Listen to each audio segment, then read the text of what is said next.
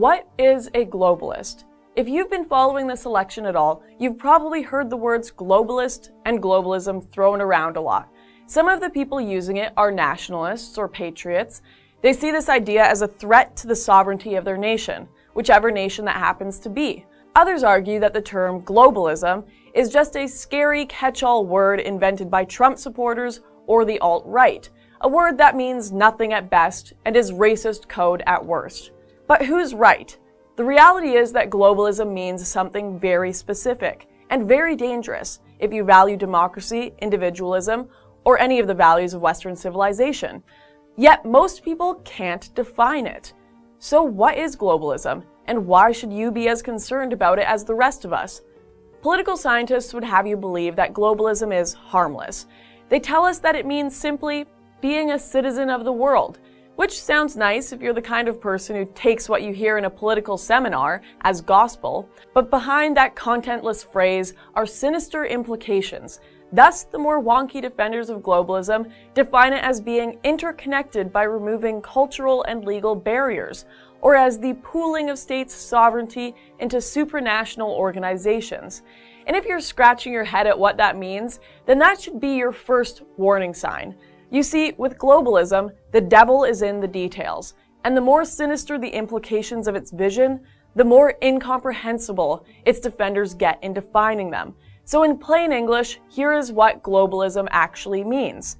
Globalism means treating every country in the world like an unruly toddler, with international bureaucrats filling the role of daycare instructor. Globalism means your vote doesn't count unless the wise men in Brussels or on Wall Street or in the UN building decide it's allowed to count. Globalism means any law your government passes is subject to invalidation by unelected hall monitors who would rather police the boundaries of free speech than the borders of actual countries. Globalism means unending war in the third world and unchecked immigration from the third world, all sponsored by unelected governments with as much respect for the people they govern as those in the third world. Unsurprisingly, this system has disastrous effects, which I will get into later in this video. Now, despite what you might think hearing that, globalists are not all right-wing or all left-wing. Both of these groups can want more centralized global planning for their own interests. But one thing they do have in common is globalists are almost universally either hated in their own countries or highly controversial at best.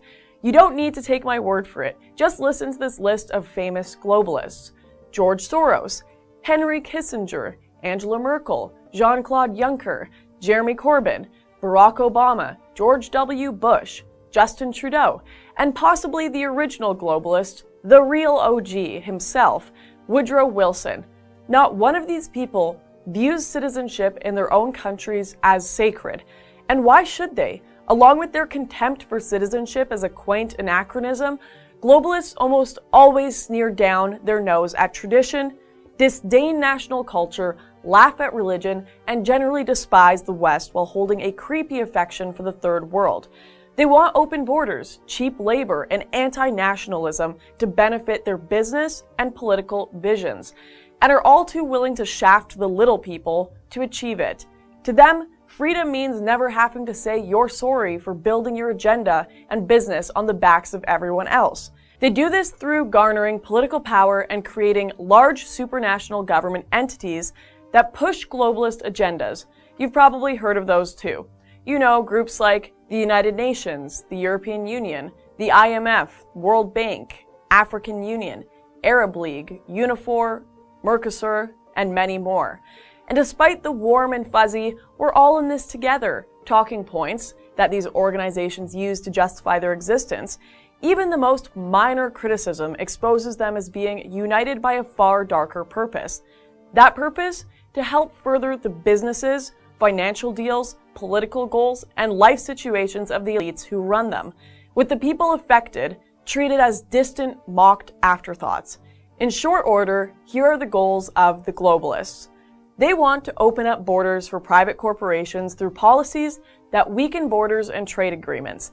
This means that if you have a job that pays first world wages and employs you in first world working conditions, you are now obsolete. because a sweatshop worker in India, or a slave in an African diamond mine, or a victim of trafficking from China can do your job cheaper, and damn their rights or yours. They want to get rid of the gold standard, so that the purchasing power of the dollar will be worth only as much as what the best conman at the biggest central bank says it is. They want to destroy national borders and allow terrorists to move in next door to you in the name of cultural enrichment and diversity. They want to sweep nationalism, nation-states, and national democracy under the rug. They want to leave local communities to pick up the tab for their agenda and shut out any local voices complaining about the cost. They want to use the false flag of diversity as cover to mold you into how their balance sheets and Econ 101 textbooks see you, as faceless, expendable consumers deprived of culture, identity, or thought. They want to hide behind the fig leaf of the free market while pushing corporate welfare, cronyism, and too big to fail. Because while every citizen of the world is equal, some are more equal than others. This is not a crazy conspiracy theory. This is real life. This is the worldview that has literally governed the world over half a century.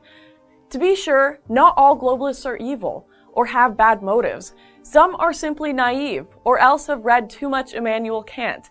These people genuinely believe, with Kant himself, that creating a centralized world government is a path to perpetual world peace. They see it as their duty to make up the small, elite group of managers for this brave new world. And if they happen to get filthy stinkin' rich in the process, well, duty and self-interest happily coincide. But some of us know this farce for what it is. And more people are waking up to realize these self-appointed emperors have no clothes.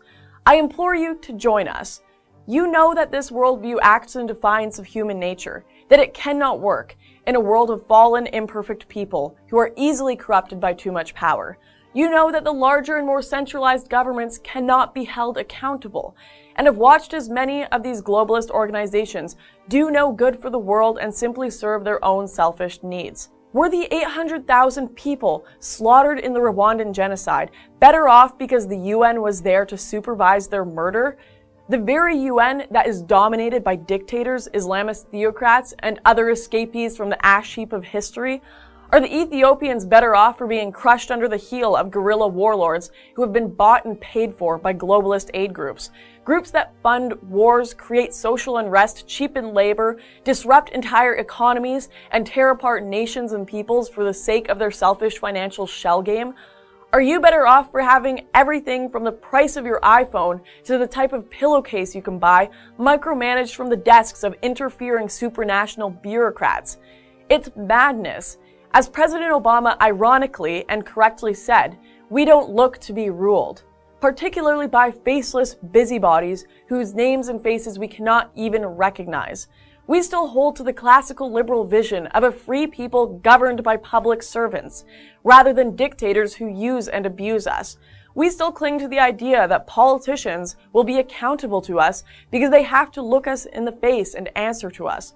Globalism, like the failed aspirants to one world government who made up the Soviet Union, can no longer sustain the myth that it is inevitable or benevolent. It is mired in scandal, plagued by lack of accountability, and confronted every day with more people willing to expose the destructive and frankly evil behavior of its adherents. That's why Brexit scares the globalists, because it is their Waterloo. Well, I say we keep forcing them back until, as with Napoleon, the world is extricated from their small, sad shadow. Thanks for watching. Don't miss my show Standoff by clicking here to become a member.